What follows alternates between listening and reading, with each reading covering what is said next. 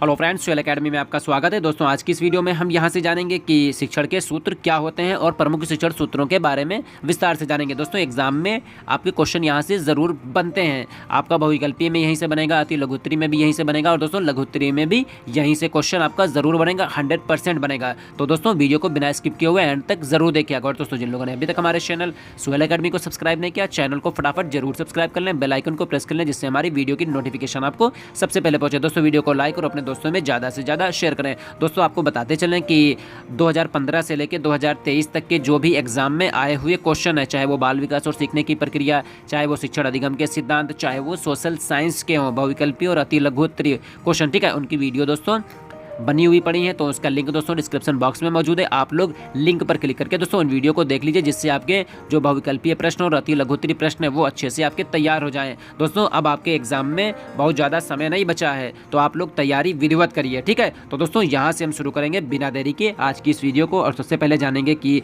शिक्षण के सूत्र कौन कौन से होते हैं। सबसे पहले हम जानेंगे कि शिक्षण सूत्र क्या होता है। तो शिक्षण कार्य को लक्ष्य तक पहुंचाने वाले सूत्र ही शिक्षण सूत्र होते हैं। समझिए, कुछ नहीं है कि शिक्षण जो कार्य होता है उसको लक्ष्य तक पहुंचाने वाले जो सूत्र होते हैं वो शिक्षण सूत्र होते हैं, ठीक है। और इसमें जो प्रमुख शिक्षण सूत्र होते हैं उनके बारे में हम विस्तार से यहाँ से जानेंगे, ठीक है। तो सबसे पहले यहाँ पर आता है सरल से जटिल की ओर। देखिए, समझिए, सरल से जटिल की ओर। सरल क्या होता है? हमें सरल से कठिन की ओर पहुँचना है, ठीक है। तो पहले आसान तथ्यों को जानना और बाद में उसकी सहायता से अनावश्यक रूप से कठिन और जटिल तथ्यों को समझने का प्रयास हमेशा सफलता प्राप्त करता है। यानी आप पहले सरल चीज़ों को बताएंगे, बाद में कठिन चीज़ों को बताएंगे, जिससे क्या होगा, बच्चा आसानी से समझेगा। जैसे कि दोस्तों, भाषा की शिक्षण अगर आप देंगे तो उसमें क्या करेंगे, पहले आप सरल वाक्यों को बताएंगे, बाद में कठिन वाक्यों यानी तथ्यों का ज्ञान कराना चाहिए। सबसे पहले उनको अक्षर ज्ञान कराना चाहिए, किस तरीके से अक्षर से शब्द बनता है, शब्द से वाक्यों का निर्माण होता है, ठीक है। तो ये इसमें बताया जा रहा है, यानी पहले इसमें सरल और बाद में इसमें कठिन का समावेश करना चाहिए, ठीक। आपसे एग्जाम में जरूर क्वेश्चन दोस्तों आता है कि सरल से कठिन की ओर शिक्षण सूत्र से क्या मतलब है, ठीक है। तो इसका मतलब भी होता है कि पहले हमें आसान तथ्यों को बताना है, ठीक है, या जानना या जानकारी देना, और बाद में उसकी सहायता से अनावश्यक रूप से कठिन और जटिल तथ्य जो होते हैं उनको समझने या समझाने का प्रयास करना चाहिए, ठीक है। तो पहले हमें क्या करना चाहिए, पहले हमें सरल और बाद में हमें कठिन चीज़ों का यूज़ करना चाहिए, ठीक। उसके बाद दोस्तों यहाँ पर आता है ज्ञात से अज्ञात की ओर। समझिए, यहाँ पे ज्ञात से अज्ञात की ओर, यानी पहले जो चीज़ हमें मालूम है हमें उसको बताना चाहिए, फिर उसके बाद जो चीज़ बच्चे को नहीं पता हमें उसको बताना चाहिए। शिक्षण के सूत्र हैं यहाँ पे। तो सीखने की प्रक्रिया में छात्र अपने पूर्व अर्जित ज्ञान तथा अनुभव को नए ज्ञान तथा अनुभव से जोड़ना चाहता है। बालक के पूर्व ज्ञान के आधार पर नए ज्ञान को जोड़ने की कोशिश करता है। तो बच्चे को क्या होता है, अगर आप उसको जो चीज़ उसको ज्ञात होती है पहले आप उसको बताएंगे, फिर उसके बाद जो अज्ञात चीज़ें होती हैं तो क्या होता है, उससे अगर आप उसको जोड़ देंगे तो बच्चा क्या होता है, जो भी चीज़ होती है, जो भी आप बताने जा रहे हैं उसको आसानी से वो समझ जाएगा, ठीक। फिर उसके बाद दोस्तों यहाँ पर आता है स्थूल से सूक्ष्म की ओर, ठीक है। तो यहाँ पर क्या है, नंबर 3 पर स्थूल से सूक्ष्म की ओर। तो सबसे पहले मानसिक विकास की प्रक्रिया। प्रारंभिक अवस्था में छात्र स्थूल वस्तुओं के बारे में ज्ञान अर्जित करता है। जैसे जैसे उसका मानसिक विकास होता है वैसे वैसे उसके अनुभव का क्षेत्र बढ़ जाता है, यानी उसका जो दायरा होता है वो बढ़ जाता है, ठीक है। वो सूक्ष्म विचारों को ग्रहण करने लगता है, ठीक। तो पहले क्या होता है, स्थूल से सूक्ष्म की ओर, ठीक है। तो यहाँ पर क्या होता है, पहले मोटी मोटी चीज़ बताइए, फिर उसके बाद उनको डीपली बात यहाँ पर बतानी चाहिए, ठीक। जब आप पढ़ाएंगे, पढ़ाने के जो मेथड आप यूज़ करेंगे, जब आप पढ़ाना शुरू करेंगे तो आपको पता चलेगा कि यही सभी जितने भी शिक्षण के सूत्र होते हैं इनको आप यूज़ करेंगे यहाँ पे, ठीक। उसके बाद नंबर 4 पर आता है पूर्ण से अंश की ओर। देखिए, इस शिक्षण सूत्र का आधार मनोवैज्ञानिक प्रसिद्ध जो सिद्धांत होता है, ठीक है, वो होता है गेस्टाल्टवाद पर आधारित है, ठीक। इसमें बताया गया है कि ये शिक्षण सूत्र मनोवैज्ञानिक जो प्रसिद्ध सिद्धांत देखा है वो है गेस्टाल्टवाद, ठीक। आपसे एग्जाम में क्वेश्चन आता है कि पूर्ण से अंश की ओर किस सिद्धांत, मनोवैज्ञानिक सिद्धांत पर आधारित है। तो दोस्तों, ये गेस्टाल्ट मनोविज्ञान पर आधारित है।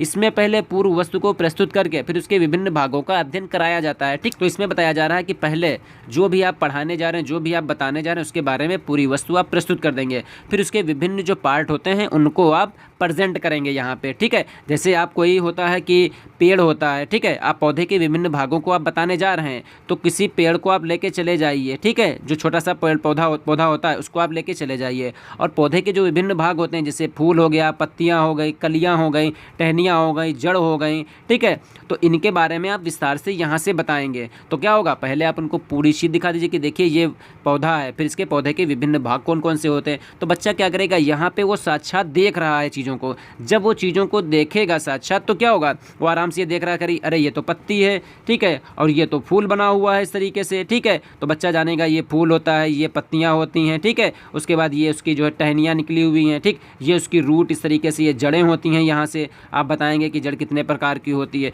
तो क्या होगा, बच्चा आसानी से हर एक चीज़ को समझ जाएगा, ठीक है। तो ध्यान रखिएगा दोस्तों, पूर्ण से अंश की ओर ये गेस्टाल्ट मनोविज्ञान पर आधारित है, और दोस्तों यहाँ से आपका क्वेश्चन 100% आएगा, ठीक। उसके बाद दोस्तों यहाँ से आते हैं प्रत्यक्ष से अप्रत्यक्ष की ओर। तो प्रत्यक्ष से अप्रत्यक्ष की ओर में क्या होता है, जो वस्तुएं और घटनाएं छात्र के अनुभव क्षेत्र में प्रत्यक्ष ढंग से मौजूद होती हैं उनका ज्ञान छात्र को सफलतापूर्वक हो जाता है। वस्तुओं और घटनाओं को परोक्ष रूप में होने से उनका छात्र के ज्ञान कोश में प्रविष्ट करना कठिन होता है। यानी जो चीज़ें मौजूद हैं, ठीक है, तो वो क्या होना चाहिए, प्रत्यक्ष हैं, फिर उसके बाद क्या करना चाहिए, उनको अप्रत्यक्ष की ओर लेके जाना चाहिए। जो चीज़ सामने दिख रही है पहले आप उसके बारे में बता दीजिए, ठीक, फिर उसी से रिलेटेड जो अप्रत्यक्ष चीज़ें हैं उनके बारे में बता दीजिए। तो बच्चा को क्या होगा, जो ज्ञानकोश होता है यानी शब्द भंडारण की जो क्षमता होती है, जो उनके समझने की जो क्षमता होती है वो बहुत ज़्यादा हो जाती है, ठीक है। उसके बाद दोस्तों और आता है कि विशिष्ट से सामान्य की ओर, ठीक, ये भी दोस्तों एक शिक्षण सूत्र है यहाँ पे। तो शिक्षण की शुरुआत विशेष तथ्य, उदाहरण और प्रयोग द्वारा ही किया जाना चाहिए। कैसे किया जाना चाहिए कि कुछ विशेष तथ्य आप देंगे, कुछ एग्जाम्पल आप देंगे, कुछ प्रयोग आप करेंगे, ठीक है। तो क्या होगा, जब बच्चा एग्जाम्पल देखेगा, कुछ प्रयोग जब आप उसके सामने करेंगे तो क्या होगा, बच्चा सीखेगा वहाँ से, ठीक।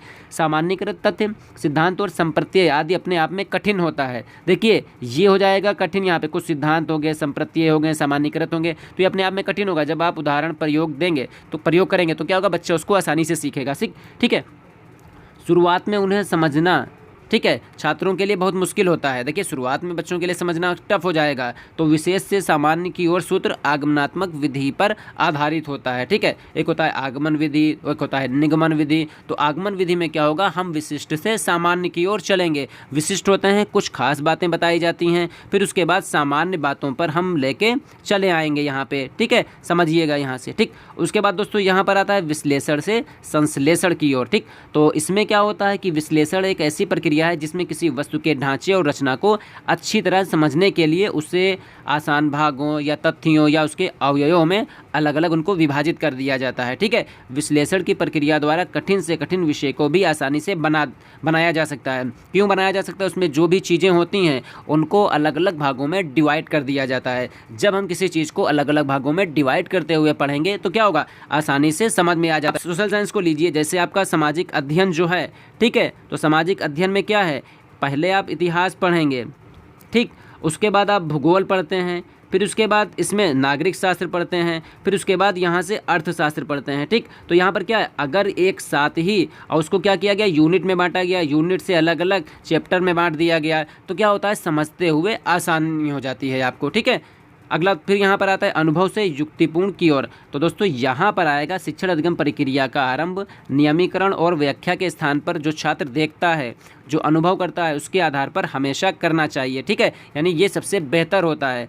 क्यों बेहतर होता है कि जब शुरुआत आप करेंगे तो नियमीकरण और व्याख्या के स्थान पर, ठीक, आप क्या करेंगे, कोई भी चीज़ बच्चों को दिखा दीजिए, उनको अनुभव करा दीजिए, ठीक। तो जब आप दिखाएंगे किसी चीज़ को, किसी चीज़ को अनुभव कराएंगे, ठीक, अब आप व्याख्या देने लगे तो व्याख्या से बच्चा आसानी से नहीं सीखेगा। आप प्रत्यक्ष चीज़ को ले जाके दिखा दीजिए तो क्या होगा, बच्चा उनको आसानी से सीख लेगा, ठीक है। किसी वस्तु को देखने परखने में उसकी अनुभूति पहले होती है, यानी वो समझेगा, देखेगा तो समझेगा, वहाँ पे उसके बारे में तर्क देने की योग्यता उसमें बाद में आती है, ठीक है। तो अनुभव से युक्तिपूर्ण की ओर भी एक शिक्षण मेथड है इसमें। और इसमें क्या होता है, पहले किसी वस्तु को जो है हमें दिखाना चाहिए, परखने के लिए उस वस्तु को बच्चे को दे देनी चाहिए कि देखिए इसको समझिए यहाँ से, ठीक है। उसके बाद यहाँ पर आता है मनोवैज्ञानिक से तार्किक क्रम की ओर, ठीक है।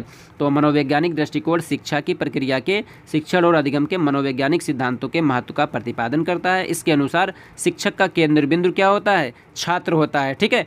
शिक्षण प्रक्रियाओं का आयोजन और संगठन बच्चे की आवश्यकताओं, योग्यताओं, उनकी रुचियों और क्षमताओं के आधार पर किया जाता है। ठीक, तो मनोवैज्ञानिक में क्या होता है, इसमें मुख्य रूप से किसकी भूमिका होती है, वो होती है बालक की। और इसमें जो शिक्षण मेथड जो चलाया जाता है वो बच्चे की जो आवश्यकता होती है, उनकी जो योग्यता होती है, उनकी जो रुचि होती है और उनकी जो क्षमताएं होती हैं, इनके आधार पर किया जाता है। ठीक, उसके बाद दोस्तों यहाँ पर आता है प्रकृति का अनुसरण। ठीक है, तो इसमें क्या होता है, प्रकृति के अनुसरण में इस शिक्षण सूत्र से तात्पर्य बालक की प्रकृति को ध्यान में रखकर शिक्षण प्रदान करने से है।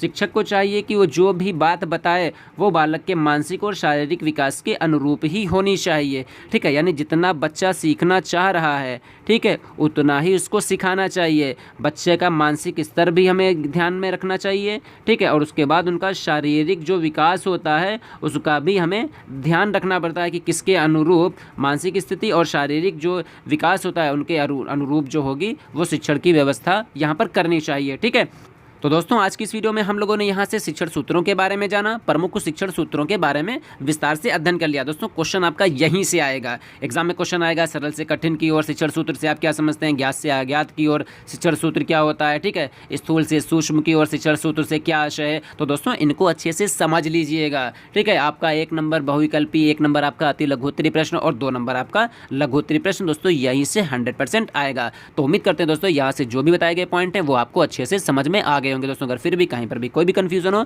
तो कमेंट्स बॉक्स में हमें कमेंट्स करिए। मिलते हैं दोस्तों बहुत ही जल्द नेक्स्ट वीडियो में। तब तक के लिए दोस्तों जिन लोगों ने अभी तक हमारे चैनल स्वेल एकेडमी को सब्सक्राइब नहीं किया, चैनल को जरूर सब्सक्राइब कर लें, बेल आइकन को प्रेस कर लें जिससे हमारी वीडियो की नोटिफिकेशन आपको सबसे पहले पहुंचे। दोस्तों वीडियो को लाइक और अपने दोस्तों में ज़्यादा से ज़्यादा शेयर करें। तो मिलते हैं दोस्तों बहुत ही जल्द नेक्स्ट वीडियो में।